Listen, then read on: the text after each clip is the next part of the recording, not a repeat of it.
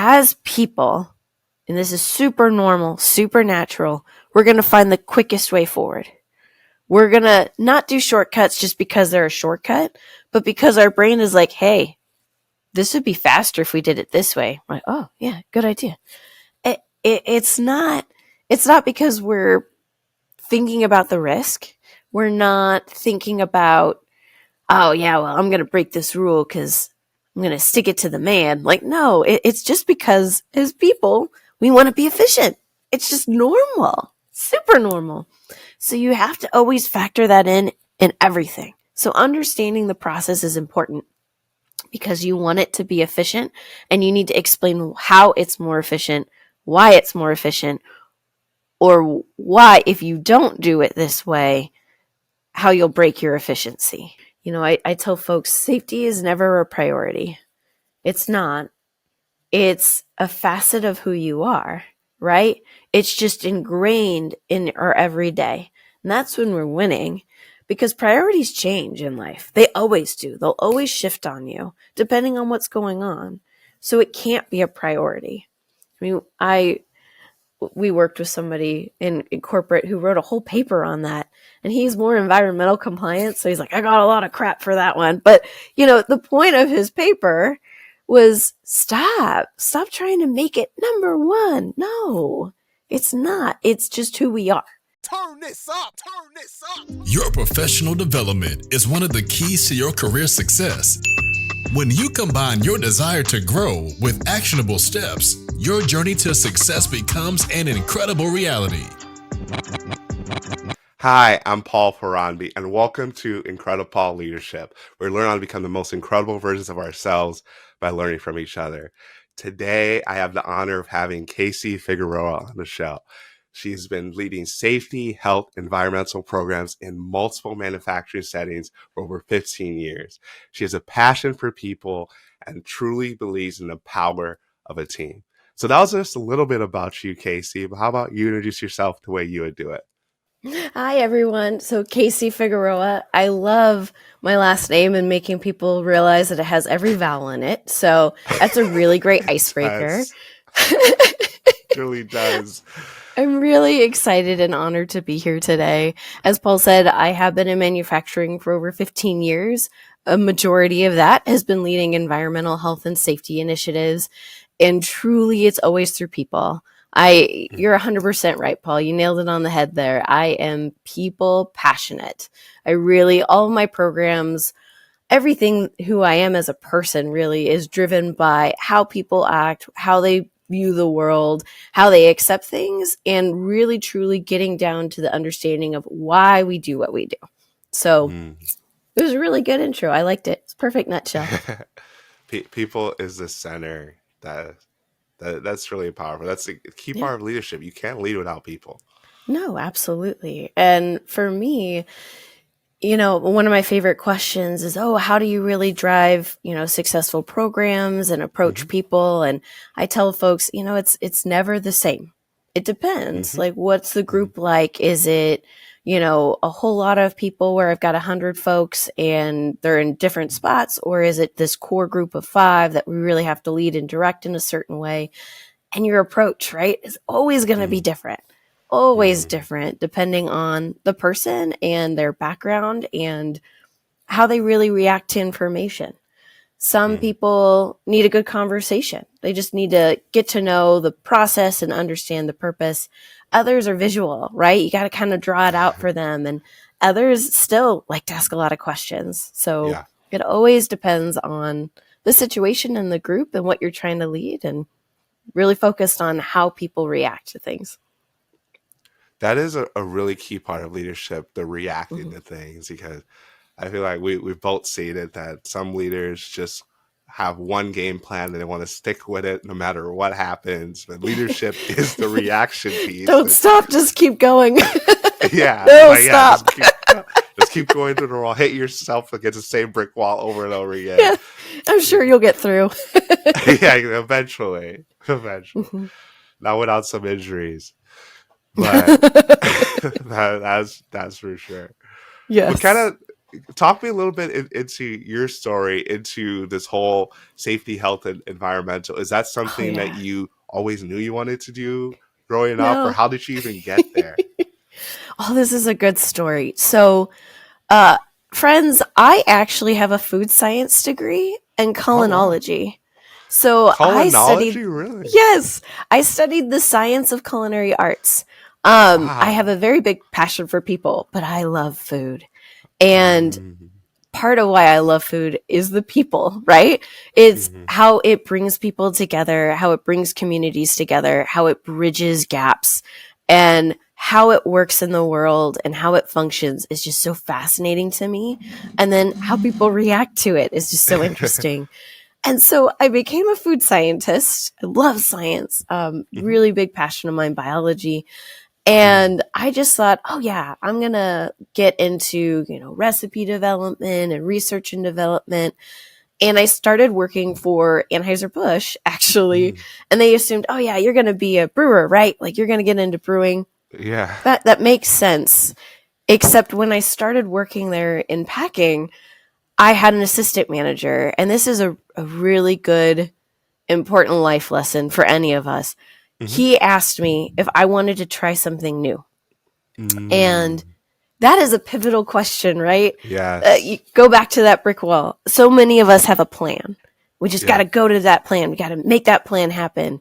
Mhm, But throughout life, we're given a ton of doors to walk through and mhm, choices to make.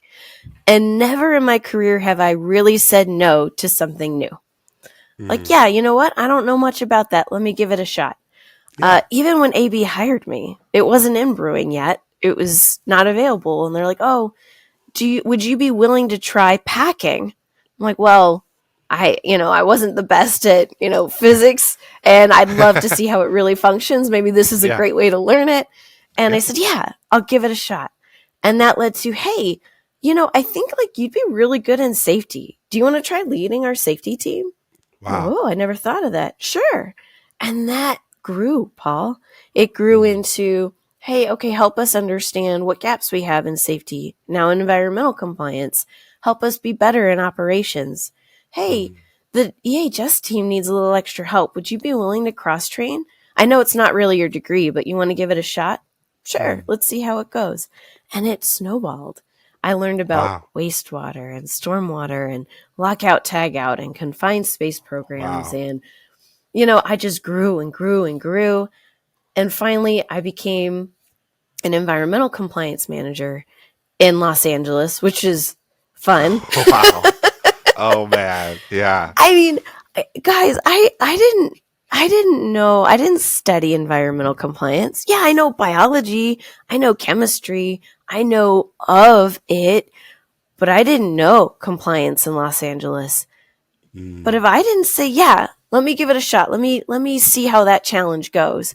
I wouldn't be a director of She for an up and coming amazing company, getting Mm. to know amazing people and really helping to protect themselves and their worlds around them. It's just Mhm. such an impactful job that Yeah. no way I would have never known. And I Yeah. love it. Love it. Are you looking for a place to continue to grow and develop, especially in your leadership? How about connecting with others who feel the same way? Hi, I'm Paul Ferrandi, aka IncrediPaul, and I've got great news for you. The IncrediPaul community is for people who desire to become the most incredible versions of themselves. The community is for individuals who are goal-driven and action-oriented.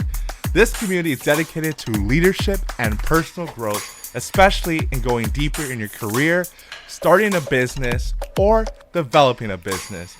Join me in becoming the most incredible version of yourself. Go to incredipaul.org/community to join the waitlist and sign up. INCREDI Paul.org/community. Join the waitlist. I can't wait to see you there.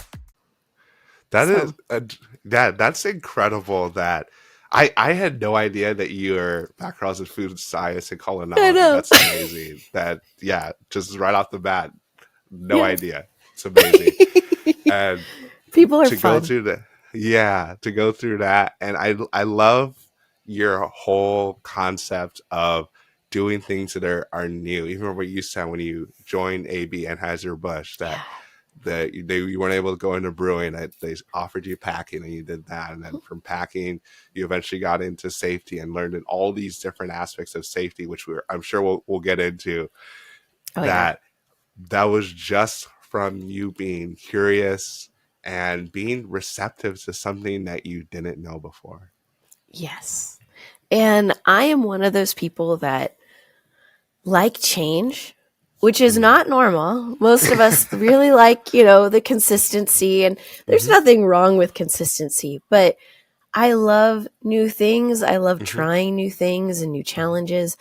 And what's great is having a passion for change. Everybody around you doesn't have to have that passion, but Mm-hmm. when you share that excitement with them, it's hard not to be infectious about it. Like, well, Mm-hmm. she seems kind of excited about it. I guess I'll give it a shot. Maybe it might be fun. And, kind of getting people riled up, excited, and new Yeah, for change and happy for change. absolutely. And I would say your energy level is definitely contagious. Like when you're excited about something, I get excited about it. And usually like when we work together, everyone gets excited just from what you're talking about. So Yeah, it's really cool. I'm very blessed that I'm in safety and I have the energy that I have, because it's not easy getting people excited to talk about like respirators. Yes, right. Like, man, I can't wait to put this on now. Yes. It's Right. great. Mm-hmm. That's so true. Thanks. Yeah, I love it. I also love teaching, right? I think that's Mm-hmm. the other piece that comes with like energy is I love sharing knowledge with people, Mm-hmm. because there's that old adage, knowledge is power, and it's so true. Mm-hmm. You don't know what you don't know. And when you do learn things, it just helps you grow in so many ways. Yes. Not just that one day. You'll be surprised that one thing you pick up 10 years ago is going to just pop up out of nowhere and be like, oh, I'm really glad I went through that. Yes. Even though it wasn't maybe fun at the time, maybe it was a failure point in your life, and Yeah. that hurt a little bit, but it really helped develop you, right? It helped grow you as a person. And I love that. I love that growth. I love having that impact. Yes. Yes.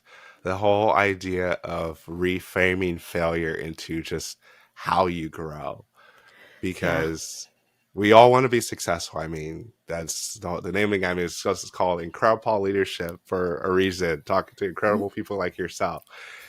But what we always stress is that there is no success without failure.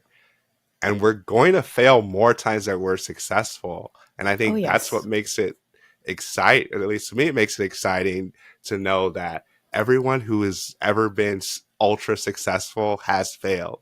So if Oh, they yes. failed, who am I to think that I'm not going to fail? Like this person who's worth billions of dollars or who has done so many great things for the world, they failed. So how am I going to think Mhm. that I'm not going to fail?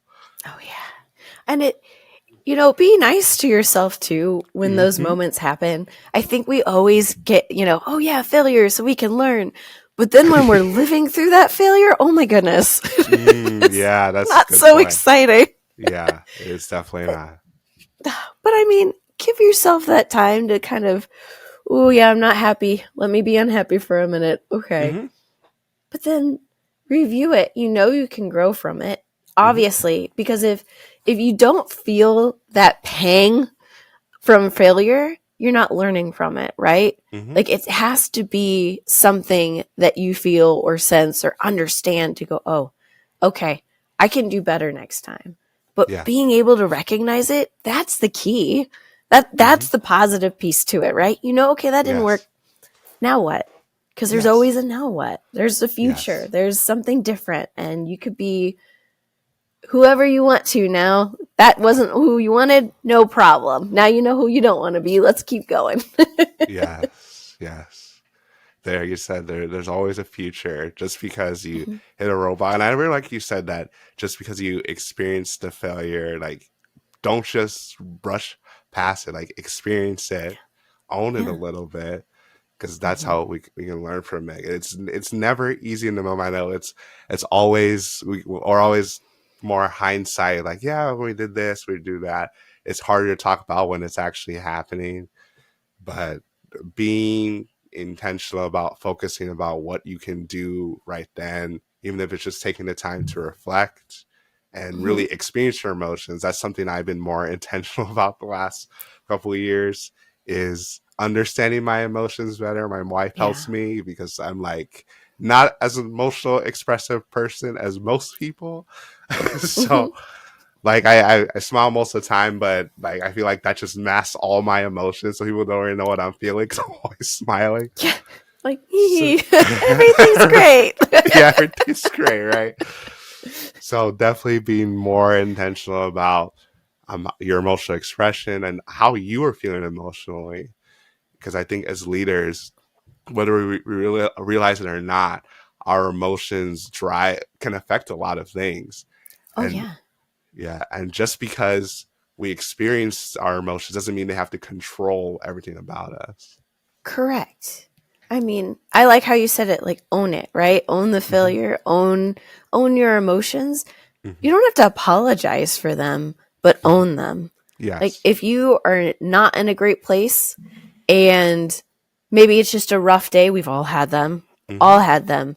I mean, I've got 3 little kids, all under the Yeah. age of 10, 10, 7, Yeah. and 4. Oh wow. And sometimes my days are not phenomenal and I get Hmm. home and they need me. Yeah. But there's times where, okay, mom's not in a good headspace and I've had to stop and go, guys, I need a timeout because I know I can feel it. I know my emotions are Mm, there and they don't deserve that. So I'm like, yeah. okay, we're going to go read for 10 minutes. Mommy needs 10 minutes. And I will go Yeah. and lock myself in a room and just take Yeah. deep breaths. And it's great having that partner because my husband goes, oh, okay, mommy needs time. And sometimes daddy needs time, Yeah. right? And Yeah. it's recognizing each other and owning that emotion. I'm not going to ignore it. That doesn't help.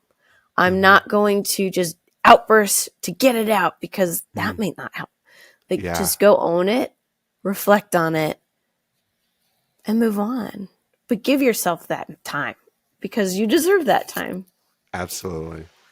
That's a really key thing, that to be Mm, honest with your kids and to have your partner as well help you with that, because I feel like we it's really easy to try to be a superhero and try to oh, just yeah. do it all and not show any Yeah. emotions. So it's like we're humans for a reason. I heard an incredible TED Talk the other day about emotional hygiene. And maybe some of us Mm, have heard it.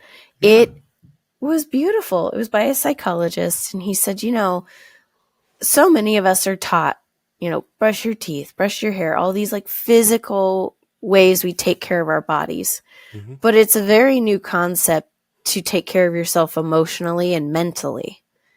Hmm. And I was like, oh, I need to practice that. That's going to be my resolution. Emotional hygiene, Wow. accepting emotions, being okay with them, but also helping teach my kids this is normal.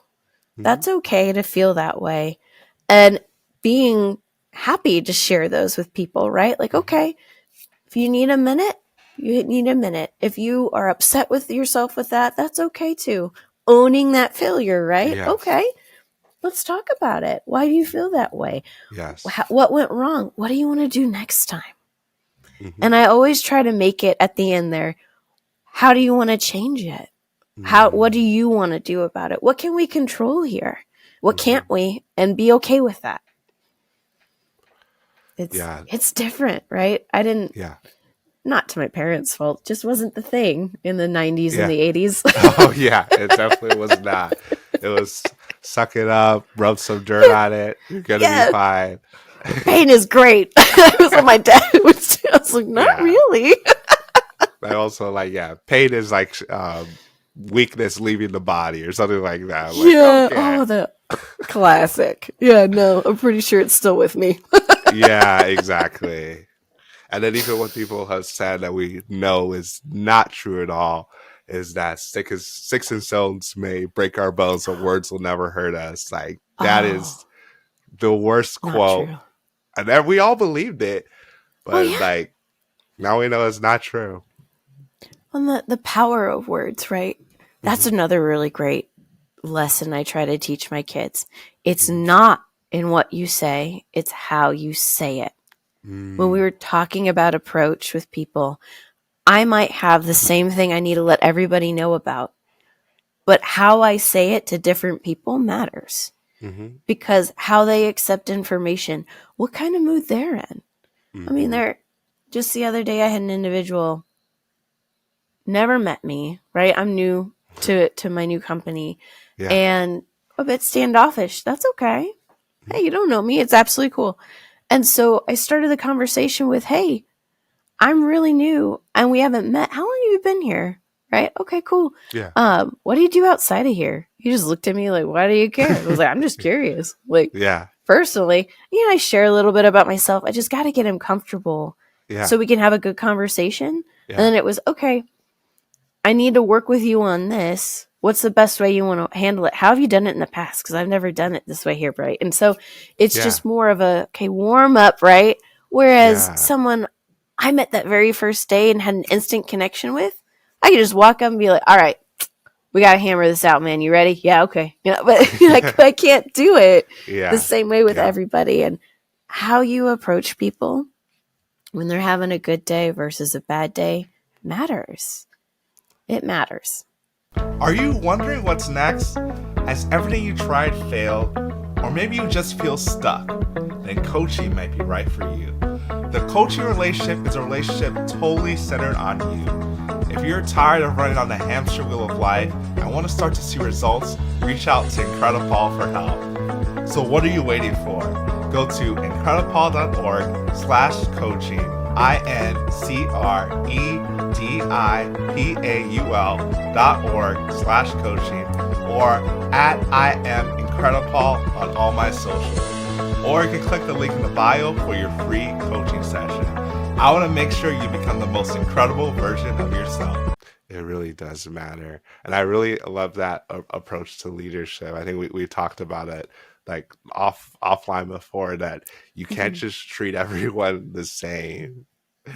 And that's what a lot of leaders don't understand, is that first of all, leadership is hard. Like there's no doubt about it. There's nothing easy about leadership. And if leadership is easy for you, you're probably doing it wrong. There's no better way to say that. You're probably missing something. You're probably missing something. I think it's easy and everyone loves you and you're not, I treat everyone the same. Like, no, we're humans. So they're even between like siblings, like we're not the same. Like with parent, like you're talking about with your kids, not the same. Not to talk about with people that you're employees, that like people can be from different countries or different ethnicities. Like all that stuff plays into how they're going to react to different things, because you might just be seeing something at face value, but you have no idea all the emotional baggage or things that people are bringing that they might never tell you, but it comes out with how they respond to you. Yeah. And I had an amazing leader, Maria, actually, in my first job, that she was one of those leaders. I told her, when I grow as a leader, I want to be you. Like, I loved how awesome. She led people. And she gave me some of the best advice. I was just talking to my boss yesterday about this. Yeah. And she said, it's never personal. And I go, what do you mean? She's like, nothing here is ever in any job, Kaci. She's like, you might have something, good news, bad news to deliver somebody, and they might lose it over it. And that's okay. That's who they are as a person. They might get upset, might stomp around and, huff off and leave. That has nothing to do with you. They're not mad at Kaci. They're mad at what's going on, maybe even in that conversation or outside it. She goes, just an hour later, go up to that person and be like, hey, you want to go get a coffee? She's like, 9 times out of 10, they'll be like, yeah, let's go get coffee. She's like, it's not you. It's just so many factors that you might not be privileged to get to know. affect a person. And you have a job to do. I mean, you had said, with a leader, oh, everybody likes me, so I'm doing great. Oh, I hate to break it to you, friends, but if you are always liked, you're probably not doing your job either. Like, the goal isn't to be loved or liked. The goal is to lead. Yeah. And sometimes you have to lead to things that are hard and sticky and difficult. And people aren't always going to like those things. But if they're for improving things, making things safer in my world, right? Or improving the environment and making a better impact, even though it's hard to do, it's the right thing to do. Exactly. And sometimes you really just got to build everybody up and work at it. And it might be hard and they might get mad, but if it's for the greater good, then you're leading in the right way. Exactly. Leaders have to do the right thing and the hard thing because, if we don't do it as leaders, how do we expect it to get done? Yeah, lead by example, right? If I expect people to do the hard thing, I got to do the hard thing. Absolutely. Absolutely. I know John Maxwell has a saying he talks about that the hardest person to lead is yourself. Just look in the mirror, that you're the hardest person to lead. And as leader, and that's something I try to remind myself as, am I doing the things that I tell people to do? Like, if I looked at myself as a leader, would I want to follow myself? And I think that's just something we need to ask. And obviously, we've talked about it. We're human. We're going to make mistakes. But it's, are we learning from the mistakes? Are we willing to be humble enough to ask for forgiveness or admit when we're wrong? Because your people already know when you're wrong. They're waiting for you to show that you know that you're wrong, so they know if you're self-aware. Oh, yeah. I have a story from when I just started my safety adventure. I was really cross-training, learning safety. And so I was still a packing manager. So on the weekends, I would work overtime, run packing lines. And then during the week, I go back to the safety department, right? Oh, wow. And so I would go back and forth. And essentially what happened was I had a new weekend person, right, working, and they couldn't get our chemical system to work. He was trying to get a jug of like cleaner for the floor. And it wasn't working. It wasn't working. He's like, I can't get it to work. I was like, okay. I was doing 3 or 4 other things. So I was rushing. I went over there. I was like, all right, real simple. Hit this button, hit go. I hit go and I look down. I go, where's your chemical jug? Like, he hadn't put it in there. He goes, oh, well, first thought was, well, there's a safety switch. So if there's no jug, it won't go. Second thought was duck, because guess what? It went. There's a hose of caustic that went right up me. I ducked just in time for it to get my hat. I barely missed me. And I had like a streak of just bleached clothes. And I look at him, I go, 2 things here that we didn't do right. 1, we didn't put our jug. He goes, no. I go, what else are we missing? He's like, our face shield. I go, this is why we wear face shields. I have to go change now and write this up. Are you okay? And he goes, yeah. I go, good. Do your thing. I'll be back. My goodness. I left. I showered. I changed. I got back to the floor. I checked on everybody. And I'll be honest, Paul, the first thing I did is I told him what I did.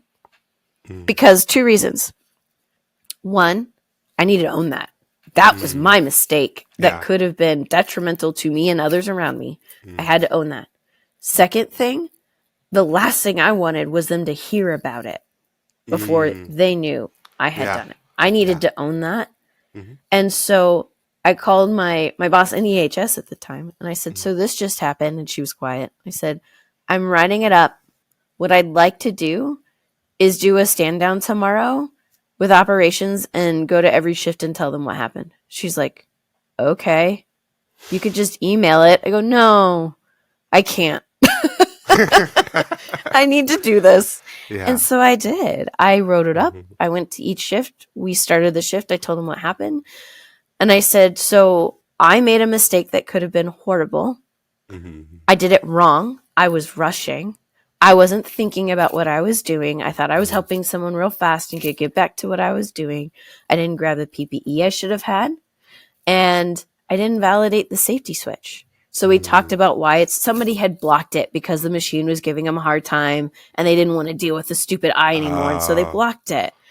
This is why we don't block it, right? Yeah. And so it was a really great lesson in physically, mechanically what went wrong, process-wise what went wrong, and people-wise. Like, I had to own that.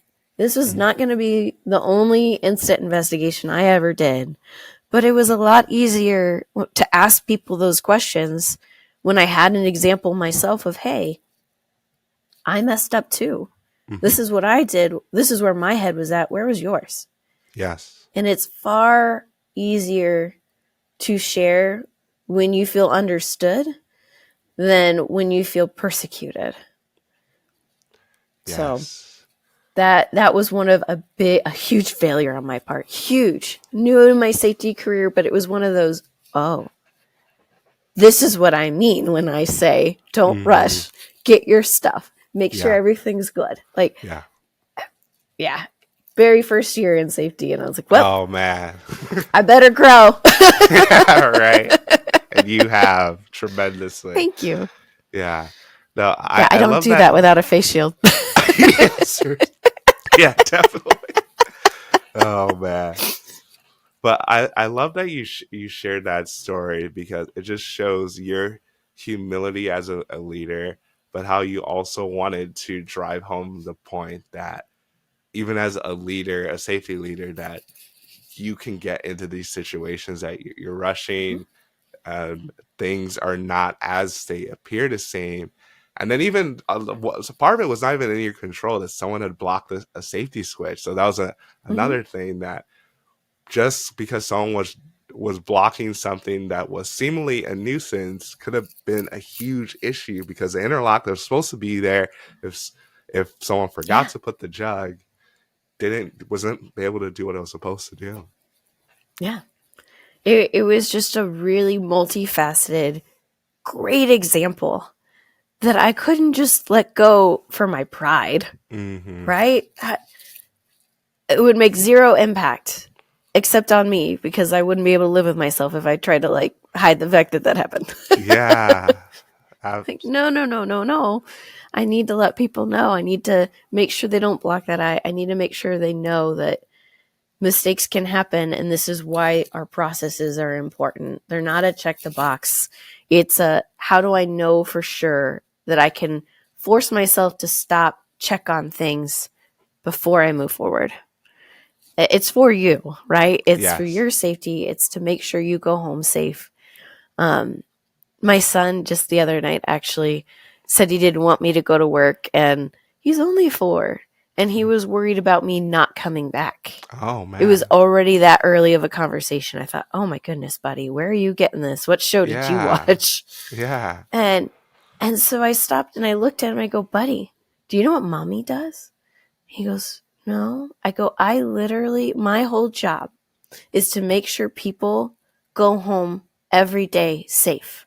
That's literally what I do, bud. Like, this is who I am. I make sure that their little ones know mommy and daddy will be home. Like, this is what I do. This is what I live for, bud. Like, don't worry. Like, I'm doing my absolute best every day. That's really good. I want to talk a little bit about like what you do in safety because I know you've worked in safety, health, environmental, and I know a lot of those things are grouped together, but they're like totally different things. Oh yeah, they're so different in your head too. Yeah, I'm sure. So I don't know, kind of walk me through, because I know you've worked in different industries, like either similarities or differences between those 3 things. I think there's probably more similarities in safety, but some of the environmental stuff might vary in different industries. Kind of like, because I know you mentioned AB and then where you are right now, and then like other places you work. Yeah, so I've worked in food manufacturing. I've worked in chemical manufacturing and packaging, and now I'm working in agriculture and environmental recycling. Yeah. And again, guys, don't say no to a new opportunity. You have no idea where it will lead you.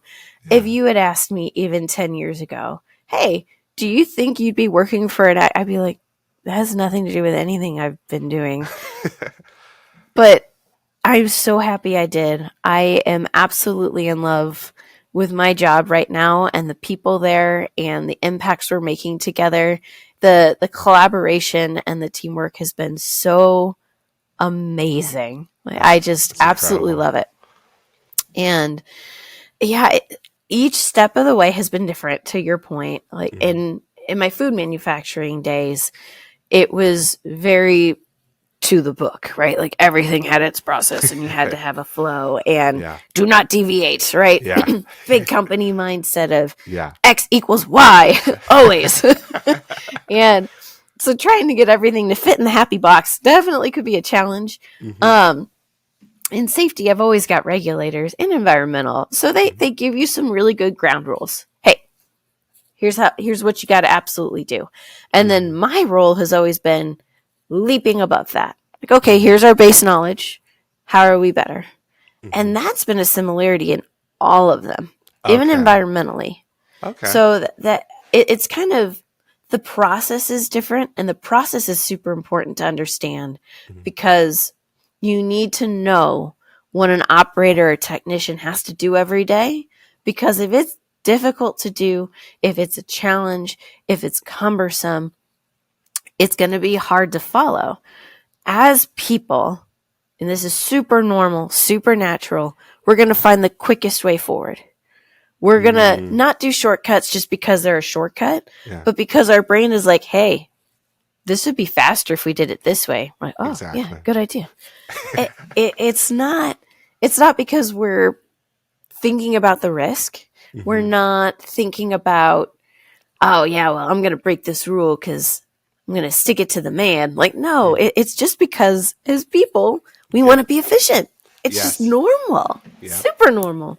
So you have to always factor that in everything. So understanding the process is important because you want it to be efficient and you need to explain how it's more efficient, why it's more efficient, or why, if you don't do it this way, how you'll break your efficiency. Yes. And what I mean by that is, we'll give an example of a stepladder. It's like one of my favorites. Have you ever seen people grab at home or at work a 5-gallon bucket because it's right next to them and they just have to reach that one little thing over there? I've seen it many times in my life. Time. Inside, sometimes at work. And I'll approach those people, even outside work, because I'm that person. Be like, hey, what you doing?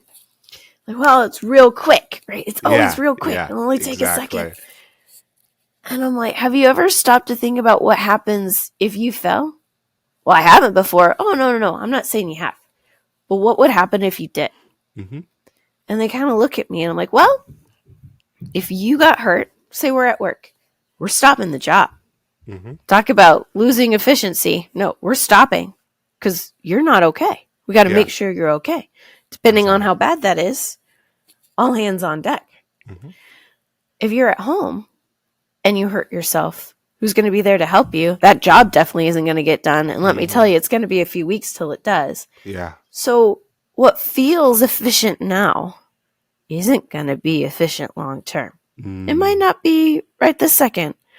My mom would kill me, but she had a situation where she was trying to put up a ladder and didn't have it strapped the right way, broke her ankle. She was down for like weeks and weeks. Oh, no. Because that darn ladder. Yeah. I mean, yes, it might be less efficient in the moment to stop and go get the right ladder or secure it the right way or have it in the right place. But long-term efficiency is phenomenal. And once you get that thing in place, you're set. Now you're great. So it's kind of showing efficiency in all levels. So it triggers in their mind that, oh, okay, that is more efficient to do it that way. I'm going to do it that way. Yeah. No, that's definitely a mind shift because like you mentioned, as humans, as people, we want to do the least path to resistance, whatever's going to get us Yeah. the quickest, the easiest. And Mm-hmm. what you were saying, like really taking the time to stop and think about what could possibly go wrong. Like a lot of times, I say at home, I'm doing better at it now in the last couple of years, but before I did not really think about it. At work. I'm like, yes, I work around all these machines and stuff. I know I need to be careful, like guard against complacency. But I feel like at home is where most accidents usually happen. And Oh it's yeah. often because we're not in that mindset of thinking like, what could go wrong if I'm using this something like maybe a chair or like a Mm-hmm. tub or whatever to step on, like I could Mm-hmm. get hurt. And then my kids don't have me, or my wife doesn't have me, Mm-hmm. or my spouse, can't go do that thing they had planned because now they have to stop and take care of me. Like Mm-hmm. there's a ripple effect. Mm-hmm. At work when injuries happen, a lot of people understand, oh, this happened, and we get to the root cause analysis and we understand and we close those gaps and, we move on. But the person who was hurt might not be able to for months or years or ever. Mm. I had an individual that shattered their kneecap. Ooh. And we did all the root causes and all of that. And I also owned work comp at the time. So I helped that person through that system for months because that recovery is not an easy one. But I knew that family and I knew what impacts it had to that person. They couldn't coach basketball anymore for their son because they couldn't run up and down the court. They couldn't attend certain functions because of where they were located, couldn't climb up those hills. They had to sell their home that was 2-story because the stairs were too difficult and had to move into a single story. Wow. The impact on that person's life. And it's not like, all right, I'm healed, the pain's gone forever. You've altered your body and it impacts you forever. Forever. When it's too cold, when it's too hot, when the work's too strenuous, the physical therapy to repair the muscles around that bone. I remember understanding all of that and getting frustrated when people would do silly things like, how do you not see this? But they weren't living what I was living with. And they certainly weren't living what that person was. Yeah. Well, about a year or so later, we had a safety training I was leading. And I asked that question everybody loves, like, why do we work safe? Right? I was like, okay.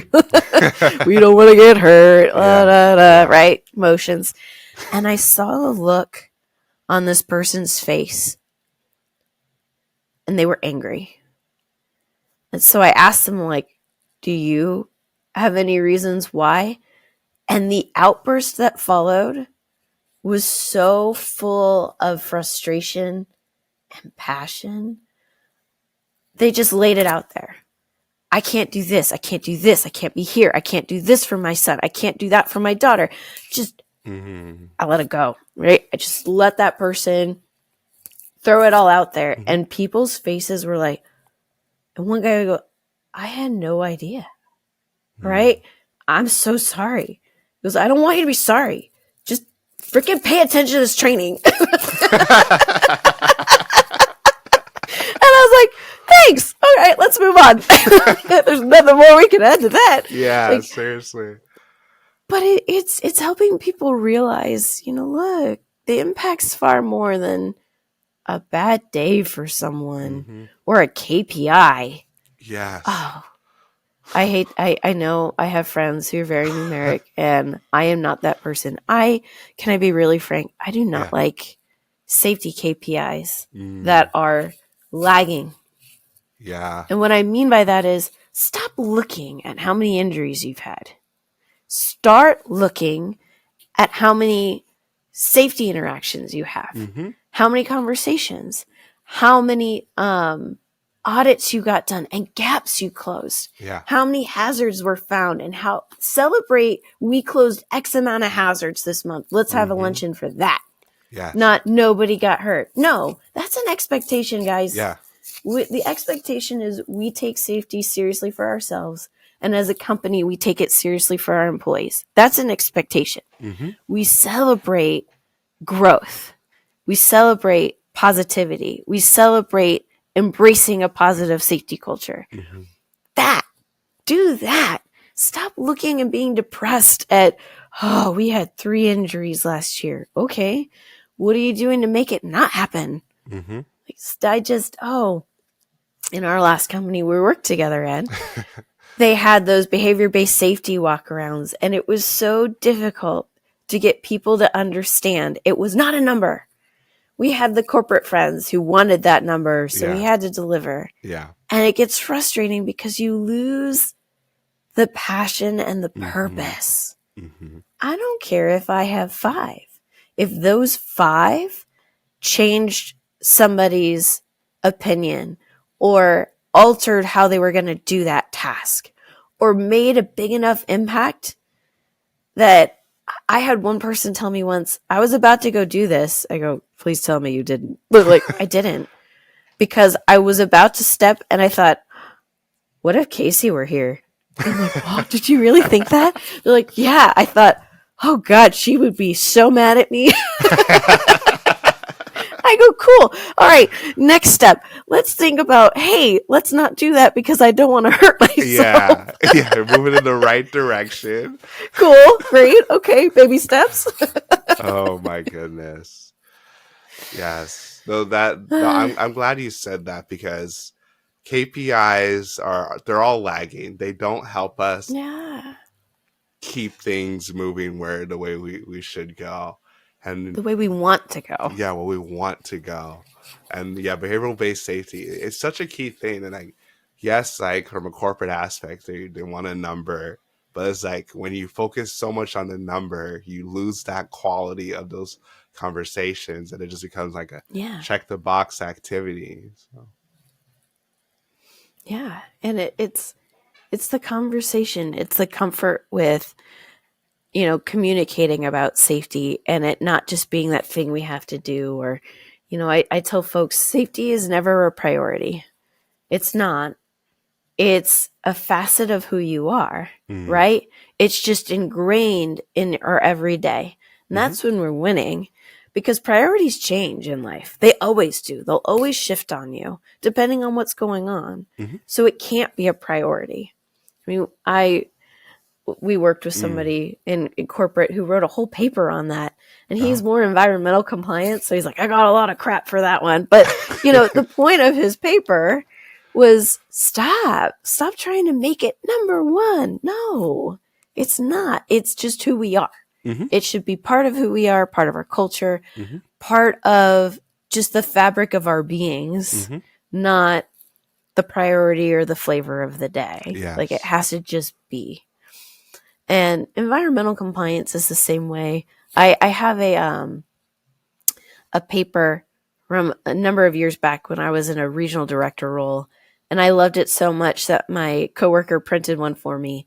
And it was, I don't know how many people know The Breakfast Club, but the end scene where, don't you forget about me. And it's like his shadow. Yeah. But they changed me to E, because with environmental compliance, it's hard not to be overshadowed by safety. Yeah. So often my chant for environmental is, don't you forget about E, because it's just as critical. Like, the world in which we live and making a strong impact for those that come after us is important. And I grew up in California. I get teased a lot being like, oh, you're a hippie Californian. Like, oh yeah, I own that to a T. Like, I have always been that tree hugging, love nature. I just am. I love it. I love being part of it. It's part of why I became more into biology and food science. It's fascinating and amazing. Yeah. And just breathtaking. And if we just act like it doesn't matter, things will get figured out, out of sight, out of mind, dump it down the drain or throw it in a trash can, we lose sight of the impacts that we can have as humans. Yes. And, we talk so much positive impact. We have to think about how our actions can have negative impacts too. And it's kind of how environmental has always been folded in. Yes. people think, oh, environmental is more cut and dry, a little more black and white. But no, there's still some cheerleading for sure and environmental compliance and getting people excited and understanding. Mm-hmm. You make a difference. Mm-hmm. You can make a difference every day. No, that's really powerful. I like how you broke all of those down into different industries that you've been in. Mm-hmm. But we're about out of time though. Like that Yeah. flew by. But it did. Yeah, I want to make sure if there's anything that you want to talk about, either yourself personally or professionally, that we haven't got to before we wrap things up. No, I mean, I feel good. It's very much about me and my stance on a lot of different things in life. And for me, it's always about multifaceted stuff, right? Mm-hmm. Like, it's not just I do this in safety and I do this in environmental. I am authentically me in everything I do, whether it's me being a mom, whether it's me leading a safety program or an environmental initiative. Mm-hmm. And there's a lot of corporate talk too about being your authentic self at work. Mm-hmm. And people think, oh, so I can dye my hair a certain color or wear a certain shirt or this, that. No, it's being you and being open and honest and non-apologetic Mm-hmm. for who you are as a person. This way you can lead with that passion, right? Because Absolutely. You're not putting on a mask. Mm-hmm. You're being you, mm-hmm. and you're driving success, and you are making impacts. That's always what I wanted to do with my life. My daughter once asked me, Mommy, what did you want to be when you grew up? And I was like, it's not so much what I want to be, it's what I want to do. She goes, what do you want to do? I said, make an impact. Wow. And that is how I live my life. I just want to make an impact in a positive way. Wow. That is so powerful. Not about what you want to be, but what you want to do. Yeah. I want to make an impact in a good way for people. Making an impact. And I would say you've definitely made, and definitely on my life when we work together, and I know we're continuing to talk to each other after we're not working. Neither of us are working in that company. But yeah, it's been it's been an honor having you on the show to share about your journey from culinology to packing manager to safety, environmental, so regional director. Your journey is truly inspiring. I really like what you highlighted from the very beginning, to try things that you really don't know anything about, just being curious, continuing to learn along the journey. And thank you, Paul. When you asked me to join your podcast, I feel so honored. Not Absolutely. Just for what you're trying to inspire in people, but the fact that you thought I could make a good enough and a positive enough impact on what you truly have a passion in means so much to me. I really, really appreciate today. Yeah, thank you, Kaci. And no, I know people are going to love this episode. Your passion just emanates out of you. You're a fun person to talk to, and I want to make sure that other people get the opportunity to at least meet you virtually, whether it's from watching or from listening to the show. Yeah. Awesome. Well, thanks so much for having me, Paul. Really appreciate it. Yeah, it's great having you. I want to make sure, like, if you want to stay connected with you, like, what's the best way for them to do that? Oh, honestly, probably Instagram. So I am the world's worst millennial. I am not good with social media. I should be better. I really should, especially for my kids, because they're going to just be so light years ahead of me in not too long of a time. But Instagram, honestly, that handle is the best way to reach out to me. And again, I'm super open, super transparent. You can just DM me or message me. Best way to get a hold of me, and happy to connect with people. Awesome. So Instagram, I think it's Fost Figs. It'll come across the screen, and then we'll make sure it's in the show notes as well. But yeah, I can't echo enough. It's been incredible having you on the show. I learned a lot from this conversation. I know everyone listening or watching will as well. If anything, just to stop and think about what you're doing, about what the impact is going to be. For yourself and others. Absolutely. You matter. you matter. Make sure you matter. take care of your safety, because that's one way you can continue to be incredible. Thanks for listening. Yes. Be sure to rate and review this podcast on your favorite podcast listening platform. We'll see you here next time. And be incredible. Incredible.